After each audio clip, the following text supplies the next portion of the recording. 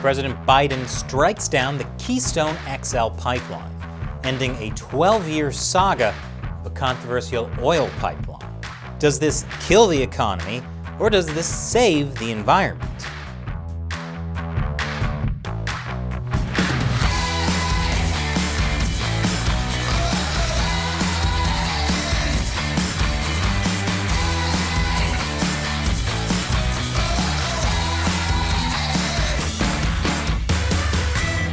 Welcome to America Uncovered. I'm Chris Chappell. Oil. America loves it.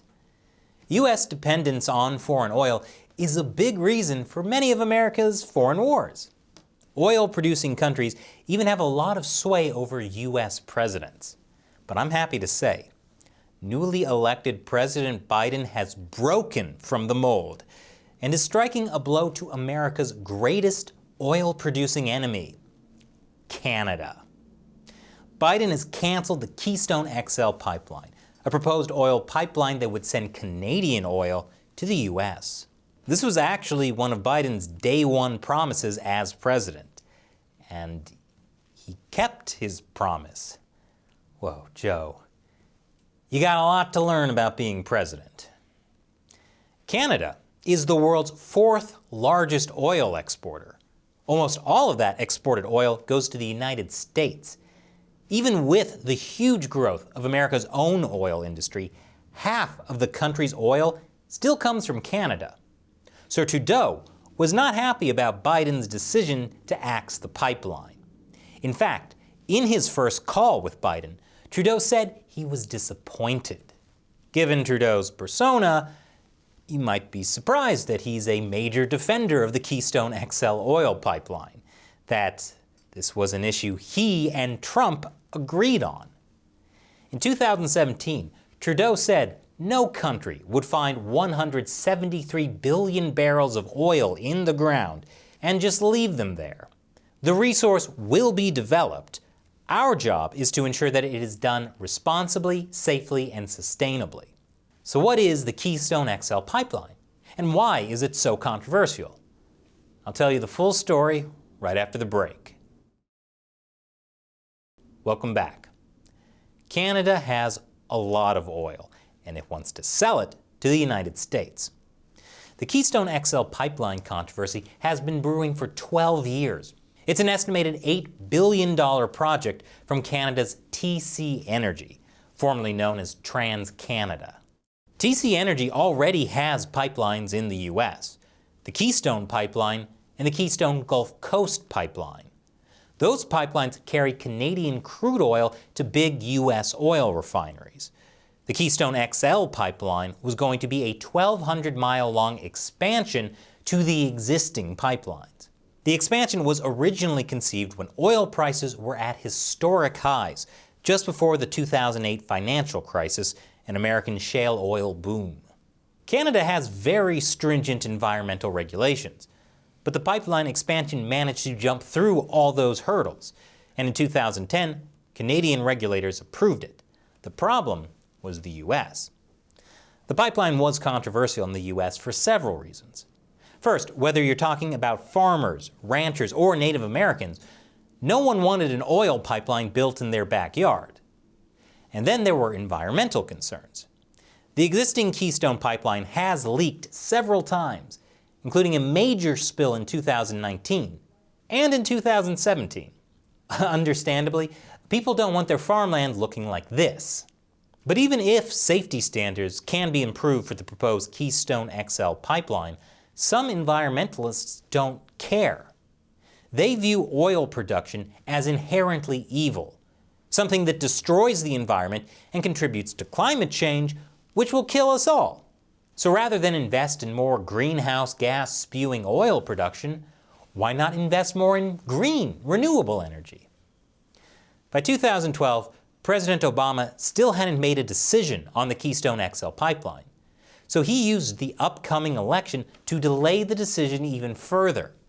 He rejected the permit, saying a congressionally imposed deadline didn't allow enough time to review the project's environmental impact before the election. But he suggested TC Canada could reapply later. After being re-elected, Obama's State Department began the environmental review. In 2014, the review concluded the pipeline would not significantly contribute to carbon pollution. But in 2015, Obama rejected it anyway, citing climate change concerns despite the State Department's report. Then came Trump. One of his campaign promises was to approve the Keystone XL Pipeline. And a few months into Trump's presidency, the State Department granted a permit for the pipeline. But in 2018, a U.S. district judge blocked the construction until even more environmental studies could be completed, because he said the State Department's studies fell short. Trump called that a political decision, and in March 2019, he just signed the permit himself. That bypassed the judge's order to block the construction because it only applied to the State Department. There are a variety of reasons why both Trump and Trudeau wanted the Keystone XL Pipeline. Now that's a buddy cop movie I'd pay to see. Donald Trump and Justin Trudeau in Double Trouble. You know you'd watch it. Anyway, back to the oil pipelines. Canada has been grappling for years with congestion on pipelines. That caused a glut of oil in storage tanks in Alberta, driving prices down and spurring the province to impose production curtailments to drain record inventories. The new Keystone XL Pipeline is designed to ease that glut, while providing Americans with cheap oil that doesn't come from foreign oil wars. There's also the economic advantage. The pipeline construction would create high-paying, blue-collar union jobs and support indigenous tribes. TC Energy reached a deal with 4 labor unions in August 2020 to build the line. In November, it reached an agreement with 5 indigenous tribes that says the tribes will take a roughly $785 million ownership stake. And a new deal, led by North America's building trades unions, gives priority to union workers for the project. Over the past several months, 124 miles of the pipeline have been built. But then, Biden took office, and the project is now dead. And that has long-lasting consequences. I'll tell you what they are after this break. Welcome back. So President Biden has killed the Keystone XL Pipeline. What are the consequences, besides potentially yielding 48,000 tons of scrap metal? Well, it depends on whether Americans are really ready to give up their gasoline-fueled cars. I'm going to go with not yet. And as long as America still needs oil, then America might want to at least get that oil from a more environmentally friendly source. Now, Canada's tar sands are not the world's most environmentally friendly source of oil per se, but innovation and technological improvements have substantially reduced the greenhouse gas emissions associated with Canadian tar sands productions by 30% since the 1990s, as the Canadian government calculates. And in a last-minute attempt to stop Biden, TC Energy pledged the project would produce net zero carbon emissions. To power the partially completed pipeline, they vowed to spend $1.7 billion on solar, wind, and battery power. And they also pledged to hire a union workforce and eliminate all greenhouse gas emissions from operations by 2030. But it didn't matter. That's a bad message to send to energy companies.